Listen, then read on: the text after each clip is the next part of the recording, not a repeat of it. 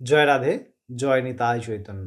আমরা শ্রীমদ্ ভাগবত মহাপুরাণ কথা প্রথম অধ্যায় আলোচনা করছিলাম। আগের দিন আমরা 20তম শ্লোক আলোচনা করলাম। আজকে আমরা 21তম শ্লোক আলোচনা করব। 21তম শ্লোকে কি বলছেন আমরা সেই প্রসঙ্গে নিশ্চয়ই জানব। প্রথমে আমরা শ্লোকটি আস্বাদন করব।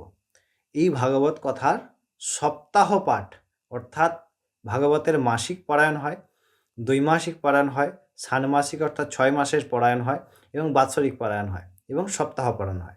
এর মধ্যে সপ্তাহ পারায়ণের মাহাত্ম্য কী এবং ইহার ফল কি হয়, কে শুনিয়েছিলেন, এই সম্পর্কে বলছেন এই শ্লোকে। চলুন প্রথমে আমরা শ্লোকটি শুনি, তারপরে আমরা এই শ্লোকের বিস্তারিত আলোচনার মধ্যে প্রবেশ করব।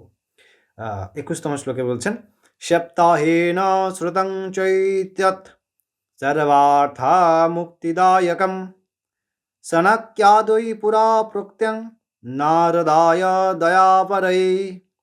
তো বলছেন যে সপ্তাহ অর্থাৎ সপ্তাহ পরায়ণ, 7 দিনব্যাপী শ্রীমদ্ ভাগবতের যে পারায়ণ হয় তাকে সপ্তাহ পারায়ণ বলা হয়।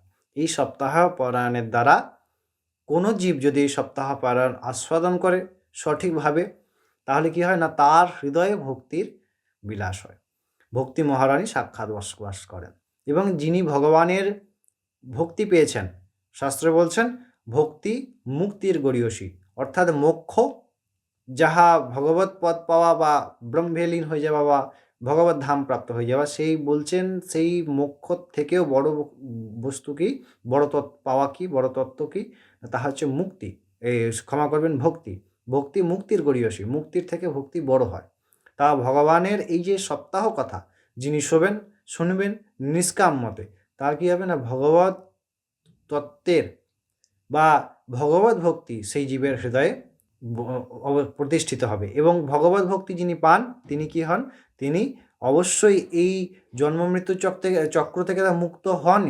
যিনি ইহলোকে মঙ্গল পদ প্রাপ্ত করেন এবং পরলোকেও তিনি মঙ্গল পদ প্রাপ্ত করেন, ভাগবতের এই মাহাত্ম্য।